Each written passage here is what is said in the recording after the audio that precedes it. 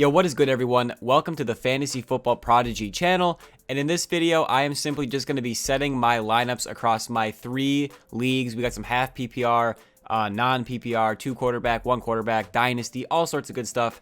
And then hopefully by watching me do this, you guys can kind of see, you guys can maybe make some decisions based off of what you're seeing me do, because I'm going to have some tough start-sit decisions. And yeah, let's get into it. So this is the first league. I'm going to recap the previous week, go over the transactions I made, and then get into this current week, which is going to be week 9. So this is a 12-team non-PPR 1-quarterback league. I'm currently 6-2. We're on a 4-game win streak. We're ranked number 2 in the league. And then here is my matchup last week. I had a ton of people injured, but you can see I had some decent performances from some guys that, I just picked up and played, like Hasty right there. Claypool got in the end zone. I got lucky. You know what I'm saying? And these are some of the guys I was without. I was without Ertz, Mostert, McCaffrey, Carson, and Godwin. So to be able to have enough depth and enough luck to get a win in that situation was really, really cool. And we did pretty decent. And then here are the transactions I made since then. We added Kendrick Bourne for 0 out of 200 fab points, but then he's missing his game now. I don't know if he has COVID or if he was in contact with someone who had it, but he's missing the game. So then I added Taysom Hill and dropped Kendrick Bourne once I heard that Drew Brees, who is my quarterback, was questionable. He is going to be playing in this game, I believe, or in his upcoming game. So we are actually going to drop Taysom Hill for someone in this video as well, because a guy got dropped in my league that I kind of want to pick up. And yeah, that's pretty much it. So let's get into setting our lineup here. So this is the week, guys. We're going to take a look at Christian McCaffrey here. And he has been reactivated, or he's been activated off of injured reserve. It's looking like he's going to play. So in order to activate him, what I need to do is cut someone from my team. And that is going to be Taysom Hill. And then I guess technically, I just said I was going to drop Taysom Hill for another player. I guess technically I'm dropping Taysom Hill to move up Christian McCaffrey, but we will be still picking up that player because I am going to drop Wayne Gallman in this video as well. So Christian McCaffrey is now activated. Finally, my number 1 overall pick. I haven't had him all season other than the first 2 weeks where he did very, very well, obviously, because he is Christian McCaffrey. So right away, I'm going to go ahead and put him in for Justin Jackson. I do like Justin Jackson this week as a decent, solid running back. But I'm going to play him and David Montgomery right here. I do have Jackson in both of my other leagues, I think, that I'm going to show you in this video. So he will be getting some exposure in my lineups in those leagues. And then now we just have a decision to make here. So Chase Claypool is currently in my flex, but Chris Godwin is questionable on Sunday night. So even though I do like this matchup with Dallas because their defense is terrible, one thing that I could see happening is them getting up big and not needing to throw the ball against Dallas because Dallas has been putrid lately. They lost their quarterback Dak Prescott, and then they lost their backup Andy Dalton, and things just keep getting worse and worse there. So I am going to, or I do like that matchup, but I am going to rather go with Chris Godwin if he does in fact play. If it turns out Godwin is out or questionable and it's getting closer to that 3:25 p.m. start time for Claypool, I might throw Claypool in there. It's going to be hard to say. But for now, I'm just going to stick with Godwin. And we can go ahead and save the lineup. You see my kicker and defense. I got Washington against the New York Giants. And I got Koo against Denver. So we're still missing a few key players in this lineup here, but we're getting a little bit healthier here. And then, like I said, I am going to go ahead and add 1 player in this league. And that is going to be Alexander Mattison, who got dropped. Dalvin Cook missed the game already, and I don't think Madison did very well. He did well in the game that Cook left with the injury, but the next week he didn't do very well. But he still has tremendous value if Dalvin Cook were to go down. So I'm going to drop Wayne Gallman for him. Hopefully, maybe not hopefully, but Devontae Freeman should be back next week, week 10. If not week 10, they have a bye week 11, and Freeman should be back week 12. So I'm dropping Wayne Gallman on Sunday. No one's going to be able to play him against me or anything like that, so I'm all good. And then we are also with Chris Carson in this league, so we were able to still put together a pretty solid lineup. I think that this lineup is a championship contender now that McCaffrey's back. Once we get Mostert back, if Ertz starts playing well, but we got Hockenson at tight end. We got a lot of depth on this in this team right here. And like I said, this is a 12-team league, so I think we're looking pretty good right there. And then the rest of these lineups are not going to take as long as that one. There was a lot going on with that one, but we're going to move on to this league right here, which is a half PPR, 2-quarterback league. I believe there's 10 teams in this league. I am currently 5-3, ranked 3rd in the league, and this is my matchup last week. We did not win in this league like we did in the other league that I just showed you guys. I got off to a bad start with Calvin Ridley and DJ Moore on Thursday Night Football. They were both under 7 points. Jimmy Graham did not do very well. My whole lineup just, I mean, Tyreek Hill had a good game, but it just wasn't enough. Melvin Gordon on my bench, he didn't do very good or very well. Amari Cooper, we're going to talk about him in this video, that's for sure. So yeah, that is the lineup right there that I played last week. And then here are the transactions I made heading into this current week. I did drop J.D. McKissic for Mecole Hardman. He actually got some target volume in week 8, and he produced with it, so I'm hoping he will continue to have that moving forward. If he doesn't produce this week, I probably will just drop him because he does have a week 10 bye. And then I added Evan Ingram off the waiver wire for 17 out of 200 fab points, and I dropped Tyler Higbee. Neither have been spectacular, but Evan Ingram has just been like a little bit more consistent, I guess. I mean, they've both been pretty not stellar, but I was starting Jimmy Graham last week, so you got to do what you got to do, right?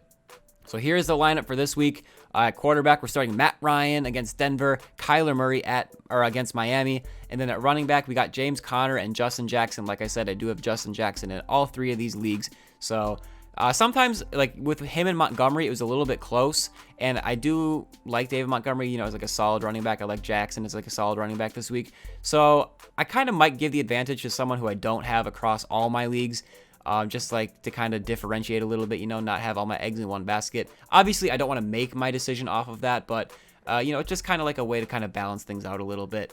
If it's kind of like more like a tiebreaker, I guess, but at wide receiver, we got Hill, Ridley, DJ Moore, and then Allen Robinson in the flex. So Calvin Ridley is questionable. So if he does miss the game, the next man up is going to be Melvin Gordon at Atlanta. I would simply put Allen Robinson at wide receiver, move James Conner or Justin Jackson to the flex, and then put Melvin Gordon in at running back. And if you're wondering why I didn't just put Melvin Gordon in at the flex, it's because he plays at noon. These guys play later, so you always want to have your guys playing later in the day in your flex, so you have some flexibility to play someone at another position if they miss their game or something like that. You know, if they got a surprise last-minute injury. And yeah, this is the lineup right here. We got Zach Ertz in this league as well, injured and on IR, but you know, we're trying to get through it. And then this is the Dynasty League. We got 30-man rosters, 5-man taxi squads, half PPR, 1 quarterback. There's a lot going on in this league. We got a couple flex spots as well. I didn't do anything too crazy. I dropped Tyrod Taylor, picked up Nick Mullins for $1 fab dollar. So, I mean, yeah, that's cool.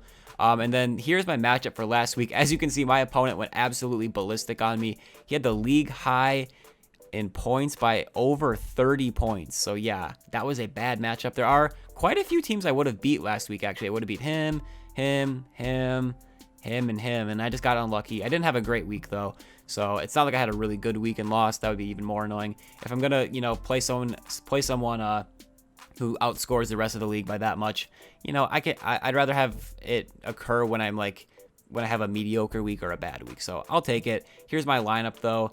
And you can see I had some good performances, some bad performances. Amari Cooper did not have a good game last week, and as you guys saw, I had him in this other league right here, and I'm choosing to not play him this week against Pittsburgh. It's a tough matchup. That quarterback situation is absolutely terrible, so I'm just going to avoid it.